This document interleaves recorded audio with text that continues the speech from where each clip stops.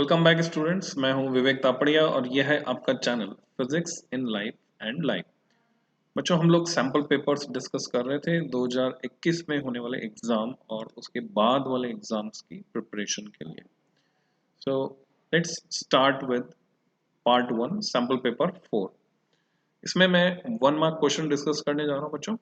तो चौथा sample paper मैं स्टार्ट करने जा रहा हूं और अब तक आपको जो है 3 सैम्पल पेपर उनका पीडीएफ चाहिए तो आपको वेबसाइट physicsgyan.com से मिल जाएगा, वहां से आप डाउनलोड कर सकते हैं।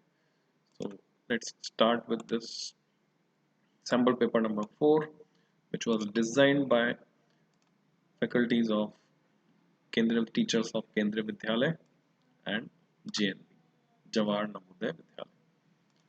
So let's start with 1 mark questions. Section A में पहला सवाल है, positive charge plus Q is located at A point. What is the work done if a unit positive charge is carried once around this charge along the circle of radius r about this point? तो ये हमको बताना है कि एक चक्कर पूरा घुमाया उसको तो कितना वर्क करना पड़ेगा। तो बच्चों ये कई बार पूछा जा चुका है सवाल ऑलरेडी, और इक्विपोटेंशियल सरफेस के कंसेप्ट से ये सवाल है जो कि बहुत ही इंपॉर्टेंट कंसेप्ट होता है और आप एक्सपेक्ट कर सकते हैं आपके एग्जाम में फिर से पूछा जाएगा। सो आंसर आप लिख सकते हैं, है ना, या जो भी आपने जवाब तय किया अपना एक जवाब तय कीजिए और उसके बाद सॉल्यूशन में दिखाने जा रहा हूँ। तो इस तरह के सभी सवालों का, चाहे इसमें न्यूमेरिकल डेटा भी दे देते हैं तो डमी डेटा होता है, तो जवाब 0 निकल के आता है, क्योंकि इक्विपोटेंशियल सरफेस पर एक पूरा चक्कर घुमाने में या एक पॉइंट से दूसरे पॉइंट तक जाने में कोई वर्क नहीं करना पड़ता, और W होता है dV इंटू क्यू, यहाँ पे लिख सकते हैं पोटेंशियल डिफरेंस 0 होता है, इसलिए वर्क डन भी 0 होता है। Question number 2, write two uses of microwaves. Microwaves के दो इस्तेमाल हमको बताने हैं, या फिर microwaves are used in radar, why. Radar में माइक्रोवेव हम क्यों यूज कर रहे हैं ये बता दें। तो दोनों में से कोई सा भी एक जवाब आप दे सकते हैं। लिखना चाहें आप तो लिख लें, नहीं तो तय कर लें क्या आपके आंसर्स हैं और उसके बाद में सॉल्यूशन डिस्कस कर। सो here is the solution. Radar communication, एक जवाब तो यहाँ पे लिखा हुआ है क्वेश्चन में इटसेल्फ, और for cooking and warming the food ये हम लिख सकते हैं। उसके अलावा एक स्पेशल एप्लीकेशन जो है, an analysis of molecular and atomic structure और in microwave oven for cooking food. तो बच्चों जो जहाँ से ओरिजिनेट होता है वहाँ से उसकी जानकारी मिलती है, तो मॉलिक्यूलर स्ट्रक्चर और एटॉमिक स्ट्रक्चर स्टडी करने के काम में हम ले सकते हैं इसको। और रडार में क्यों यूज कर रहे हैं, क्योंकि इनकी वेवलेंथ कम है तो ज़्यादा दूर तक ये जा सकती हैं। वैसे रडार का फुल फॉर्म आप जानते हैं, रेडियो डिटेक्शन एंड रेंजिंग। तो रेडियो वेव्स यूज होती है रडार में, पर स्मॉल डिस्टेंस रडार के लिए रेडियो वेव्स यूज करते हैं, लॉन्ग डिस्टेंस रडार के लिए हम यूज करते हैं microwaves. So much better than radio waves. Microwaves do not band around the corners of any obstacle coming in their path and it improves the accuracy of radar immensely। ऐसा हम कह सकते हैं क्योंकि इनकी वेवलेंथ कम हो गई है और रास्ते के जो ऑब्स्टिकल हैं उनका साइज बड़ा है, तो वो उनके अराउंड बैंड नहीं होंगी। और नहीं तो आप बोल सकते हैं कि इनमें एनर्जी ज़्यादा है इसलिए ज़्यादा दूर तक जा सकती। स्टेट हाइगन्स प्रिंसिपल, तो 2 पॉइंट में भी आप स्टेट कर सकते हैं, 4 पॉइंट में भी आप स्टेट कर सकते हैं। मेरे नोट्स जो अवेलेबल हैं बच्चों, ये ऑप्टिक्स के नाम से अवेलेबल है। ऑप्टिक्स में रे ऑप्टिक्स भी आपका आ रहा है, वेव ऑप्टिक्स भी आपका आ रहा है, और physicsgyan.com पर अवेलेबल है। तो वहाँ पर हाइगन प्रिंसिपल 2 पॉइंट में समझाया हुआ है, और अगर आप मेरे लेक्चर्स में जाएंगे तो वहाँ मैंने 4 पॉइंट में लिखाया हुआ है। जो भी आपको बैटर समझ में आ रहा है आप हाइगन प्रिंसिपल में लिख सकते हैं, या यहाँ की लैंग्वेज समझ में आ रही तो आप ये वाली लैंग्वेज भी लिख सकते हैं। हाइगन principle is a geometrical construction जिसमें हम वेव फ्रंट के बारे में बताते हैं, वेवलेट्स के बारे में बताते हैं, which is used to determine the new position of a wavefront at a later time from its given position at any instant। In other words, दूसरे शब्दों में अगर हम कहें, the principle gives a method to know as to how light spreads out in the medium। तो ये हमें पता चलता है।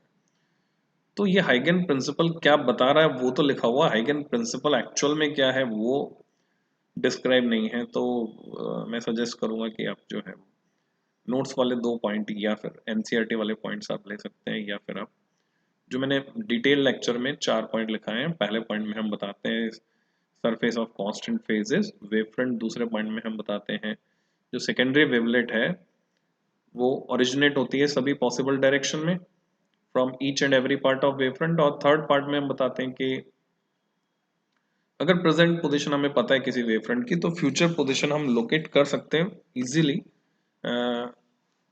सेकेंडरी वेवलेट्स पर टेंजेंशियल सरफेस खींचकर, और उससे हमें वेव फ्रंट की नई पोजीशन मिल जाती है। तो ये डिटेलिंग हम बता सकते हैं।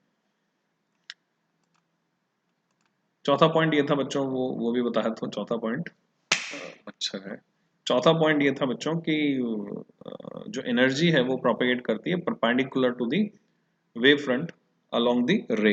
रे जो जाती है वो परपेंडिकुलर टू वेव फ्रंट जाती है। कभी कभी क्वेश्चन में आपसे वेव फ्रंट और रे में रिलेशन पूछ लेते हैं। तो नेक्स्ट क्वेश्चन नंबर 4 न्यूमेरिकल है। सोलेनॉइड है, लेंथ 0.5 मीटर, रेडियस 1 सेंटीमीटर है और 500 घेरे 500 turns are there. It carries a current of 5 ampere, 5 ampere current है। What is the magnitude of the magnetic field inside the solenoid, वो हमें बताना है। So mu zero N I फॉर्मूले को प्रॉपरली लगाना आपको आना चाहिए। यहाँ पर एक ही लेयर मान के चलेंगे जब लेयर मेंशन नहीं है कितनी लेयर्स हैं, अदरवाइज लेयर से भी मल्टीप्लाई कर देते। तो आप सॉल्व कर लीजिए, इसका आंसर निकाल लीजिए, उसके बाद वीडियो को प्ले करें। Here is the solution. हमने पहले number of turns per unit length को कैलकुलेट करके निकाला, और मच्छर खा रहे हैं यहाँ पे। तो एन स्मॉल एन हमको मिल गया 500 upon 0.5, 1000 turns per metre, and the length 0.5 metre थी, रेडियस स्मॉल आर 0.01 मीटर, तो 1/r जो है वो हो गया 50। ओके, 1/r नहीं, L/r। तो ऐसे भी कर सकते हैं आप, अपने तरीके से भी कर सकते हैं, कैसे भी कैलकुलेशन करें, जो आंसर है मैच होना चाहिए। 6.28 into 10⁻³ Tesla. Next question number, इसमें और ऑप्शनल पार्ट है बच्चों।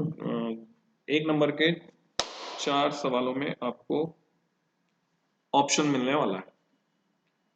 Particle carrying a charge of 5 microcoulomb is moving with a velocity 4i plus 3k cap meter per second. Magnetic field आपको दिया हुआ है वेबर पर मीटर स्क्वायर में, जिसको हम टेस्ला लिख सकते हैं।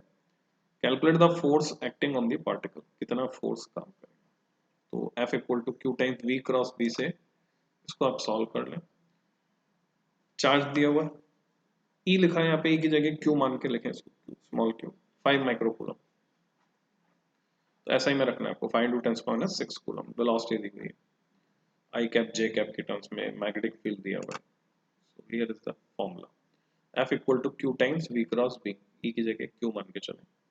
सो क्रॉस प्रोडक्ट आपको ये निकालना होगा। क्रॉस प्रोडक्ट निकालने पर ये 0 अगर आ जाता है तो इसका मतलब ये मैग्नेटिक फील्ड कोई फोर्स नहीं लगाने वाला है।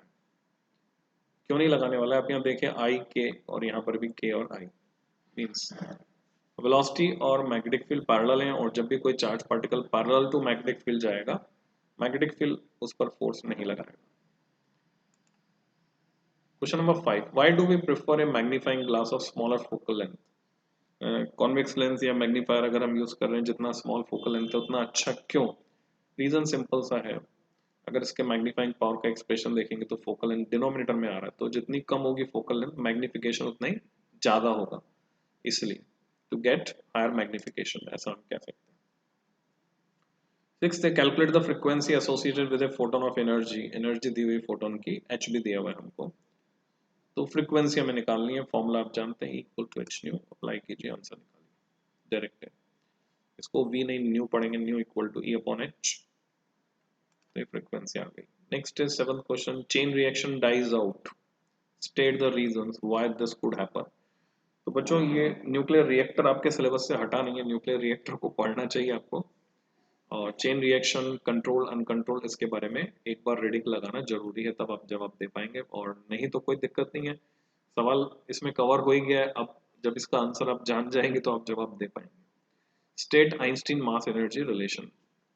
तो एक तो है ड्वेल नेचर से नीचे वाला क्वेश्चन, और ऊपर वाला जो है वो न्यूक्लियाई से है, और ऐसा हो सकता है बोर्ड के पेपर में। क्योंकि कंबाइंड वेटेज है दोनों यूनिट का मिला। तो चेन रिएक्शन खत्म हो जाती है, डाइज आउट। उसका कारण क्या है? न्यूट्रॉन अगर नहीं मिलेगा तो खत्म हो जाएगी, न्यूट्रॉन अगर फास्ट होगा तो एब्जॉर्ब नहीं कर पाएगा यूरेनियम 235 उसको, तो फिशन नहीं हो पाएगा। और न्यूट्रॉन तो हैं, पर जो फिशनेबल मटेरियल है वो सफिशिएंट अमाउंट में नहीं है, तो भी ये समस्या आएगी।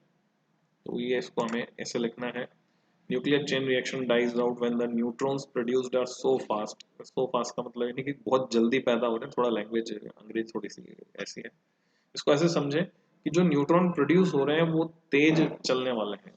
अब ये फास्ट न्यूट्रॉन किसको बोलते हैं? हम जिनकी एनर्जी 0.025 इलेक्ट्रॉन वोल्ट से ज्यादा होती है उनको हम बोलते हैं फास्ट न्यूट्रॉन्स। तो 0.025 इलेक्ट्रॉन वोल्ट से कम होगी एनर्जी तो स्लो होगा, तब वो फिशन कर पाएगा यूरेनियम 235 का।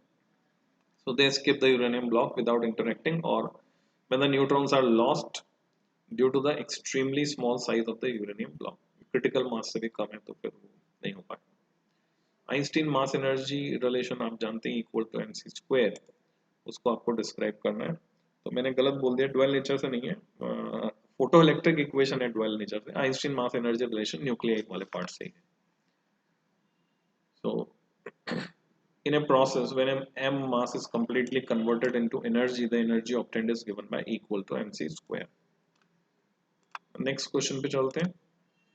Question number 8, under what condition does a junction diode works as an open switch? तो ओपन स्विच का मतलब होता है इनफाइनाइट रेजिस्टेंस। तो लार्ज रेजिस्टेंस ऑफर करता है पीएन जंक्शन डायोड जब रिवर्स बायस होता है, और जीरो रेजिस्टेंस ऑफर करता है जब फॉरवर्ड बायस होता है। तो हम बोलेंगे when junction diode is reverse biased होगा तो large resistance ऑफर करेगा, और close switch जब forward bias होगा। Question number 9, define the term magnetic flux. So we can define magnetic flux. Electric flux भी आपसे पूछते हैं, मैग्नेटिक फ्लक्स भी यूनिट के साथ भी पूछते हैं, सही तैयार करके जाना है आपको। Magnetic flux through a surface is defined as the number of magnetic field lines passing normally through a surface. उसके प्रोपोर्शनल होता है ना, इट इज प्रोपोर्शनल, इक्वल नहीं होता है, समझ के चलना है। या फिर आप मैथमेटिकली एक्सप्रेस कर सकते हैं 5 equal to integration of b dot d. Name one impurity each which when added to pure silicon produces n type and p type। तो पेंटावलेंट इम्प्योरिटी और ट्राइवलेंट, एक एक बतानी है, हमने दो दो दिए हुए हैं। आर्सेनिक और एंटीमनी पेंटावलेंट n टाइप बन जाएगा, ट्राइवलेंट में इंडियम और गैलियम p टाइप। तो बच्चों इस वीडियो में इतना ही, नेक्स्ट लेक्चर में पार्ट 2 के साथ मैं जल्दी मिलता हूँ। Till than happy learning.